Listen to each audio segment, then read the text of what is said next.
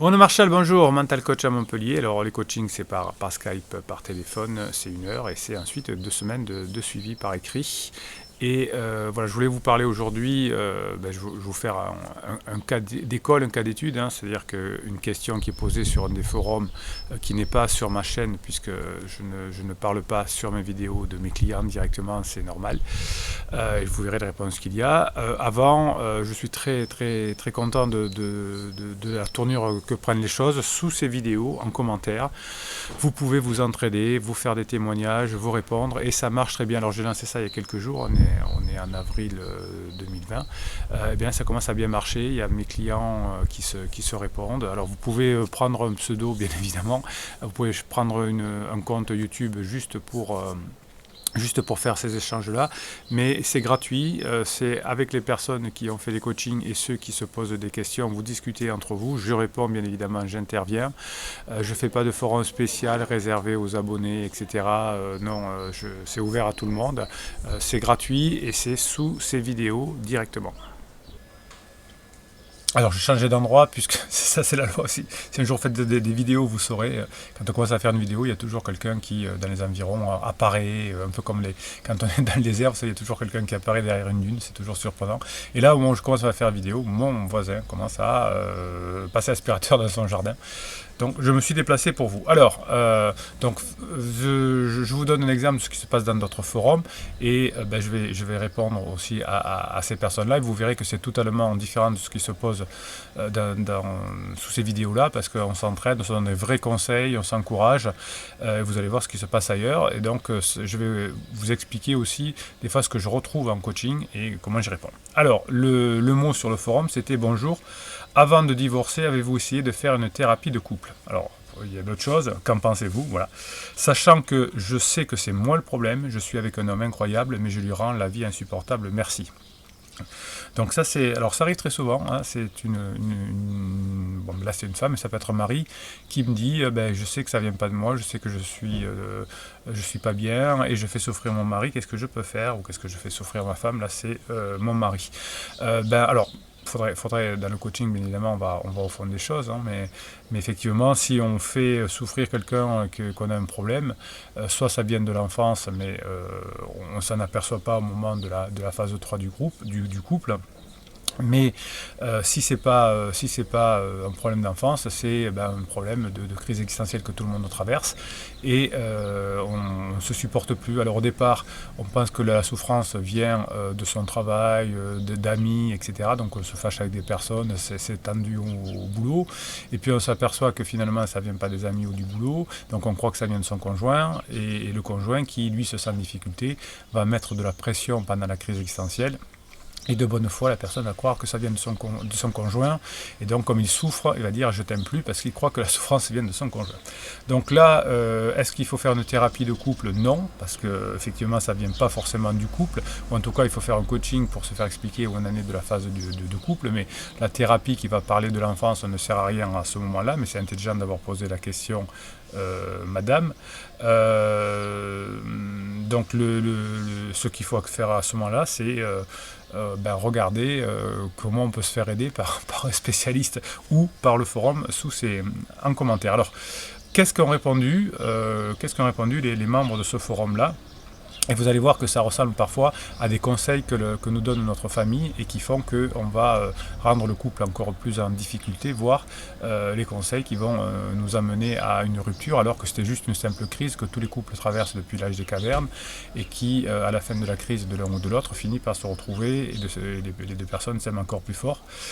Alors, une personne répond, c'est un homme, faut vous remettre en question, faut pas détruire un foyer si vous pouvez sauver le couple. Oui, effectivement, si c'est qu'une crise passagère, on peut faire. Une dame répond, il a refusé de nous laisser une chance, donc pas de thérapie. Donc vous allez voir que souvent dans les réponses, on s'aperçoit que le couple est devenu un enjeu de pouvoir, c'est la guerre, etc. Alors que le couple, depuis la nuit des temps, c'est un divertissement. Alors une autre dame dit « Libère-le, laisse-le, si c'est pour le faire souffrir, c'est pas la peine. Avant de faire une thérapie de couple, il faut faire sa propre thérapie. C'est un avis perso, bon courage. » Non, c'est un monsieur qui dit ça, autant pour moi. Vous voyez, c'est libère-le, laisse-le. Non, c'est on va arriver, on va laisser passer du temps, on va retrouver comment fonctionne un couple et on va y arriver.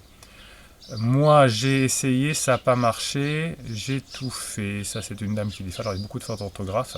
Moi, j'ai ça, oui. Bon, enfin bon, on s'en fout.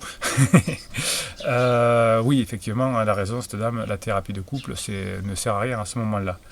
Alors pourquoi dites-vous que c'est vous le problème, dit une dame. Un couple, c'est deux personnes, il y en a toujours un qui aime plus que l'autre, un qui est plus exigeant que l'autre, des attentes, des frustrations, des rancœurs. Si vous voulez faire une thérapie de couple, il faut être deux à vouloir sauver le couple, retrouver la bonne communication, sinon ça ne marche pas. Donc, alors là, on est dans une personne qui parle selon la psychologie, et ça a ses valeurs bien évidemment. Non, alors, c'est pas faux qu'il y en a un qui aime plus que l'autre, en tout cas ça dépend des périodes, hein. Généralement au départ l'homme aime moins que la femme entre guillemets, parce que s'il aime trop la femme il va être trop grand bêta, il va être trop niais et la femme va pas l'aimer. Donc ça c'est vrai qu'au départ ça peut être un peu l'homme, ensuite c'est la femme. Enfin, je vous explique ça dans les coachings.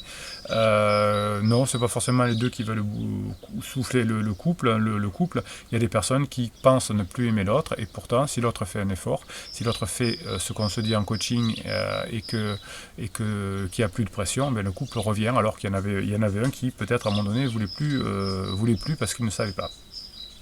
Bonsoir, elle m'a demandé le divorce, elle n'a pas voulu faire une thérapie de couple, elle m'a dit ça ne sert à rien ce genre de truc. Oui, effectivement, il ne faut pas proposer quand l'autre est en crise une thérapie de couple, c'est refusé généralement.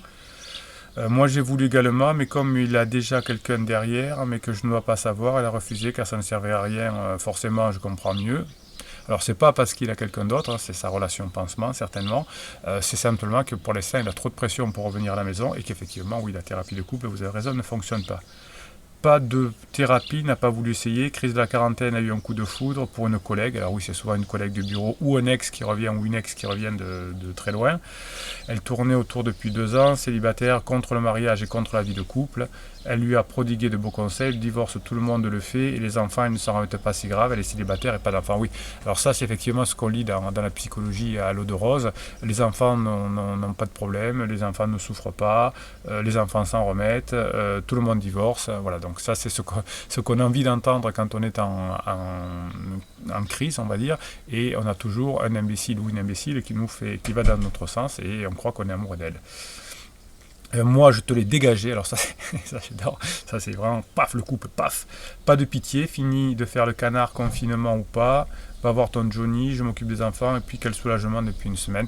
Voilà, donc on voit que ce couple va souffrir beaucoup dans l'avenir, et que probablement il y aurait peut-être eu des moyens de s'arranger, mais face aux émotions, on voit que le couple là est en train de se séparer, alors que c'était certainement peut-être, il y avait d'autres choses à faire, mais voilà, c'est comme ça.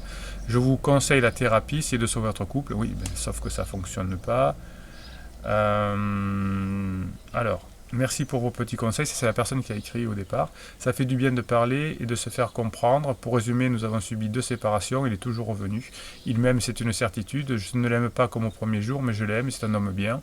Voilà, donc effectivement, le premier jour, c'est des relations, pardon, lune de miel, et on ne voit pas le défaut de l'autre. Donc ensuite, quand on passe à la phase 2, on voit l'autre comme il est, et on ne l'aime pas comme au premier jour, on l'aime différemment, bien évidemment.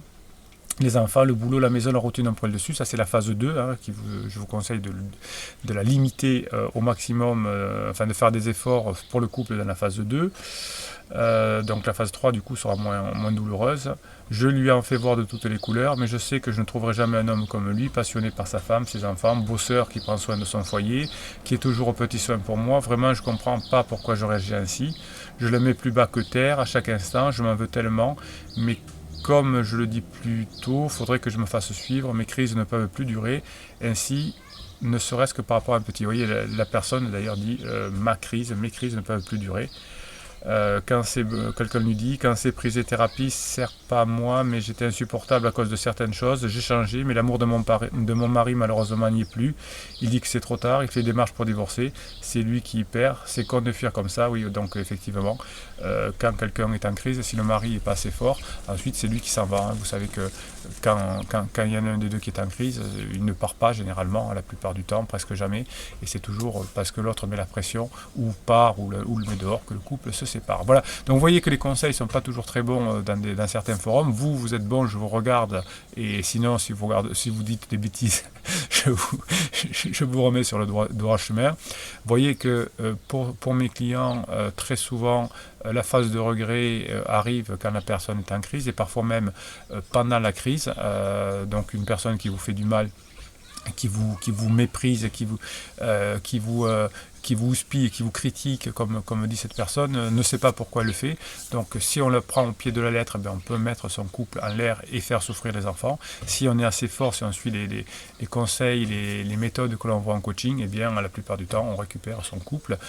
Mais vous voyez que les aides que l'on a parfois des amis, de la famille, et là, de personnes sur un forum ou de certaines méthodes de thérapie font que on peut se séparer, alors que c'est juste un point de passage du couple qui est tout à fait normal, même s'il est très pénible, et c'est pour ça que c'est bien de se faire aider. Voilà, donc si vous voulez participer à cette aventure qui est notre communauté bienveillante et positive, vous postez des commentaires, j'y réponds, les autres y répondent, on échange ensemble, on se pose les questions, et ensemble on est plus fort, et quand on en a besoin, comme ça on a une vraie oreille. Si vous pensez que cette communauté ou cette vidéo peut intéresser des personnes, vous mettez un pouce en l'air, et YouTube se chargera de proposer cette vidéo à d'autres personnes. Donc ça, c'est votre acte généreux, juste un pouce en l'air, et YouTube fait son boulot derrière. Vous ferez sûrement des euros sans même le savoir. Et puis bien évidemment, abonnez-vous à cette chaîne pour faire partie de la communauté et pour pouvoir travailler ensemble. Voilà, c'était Bruno Marchal qui vous dit à très bientôt.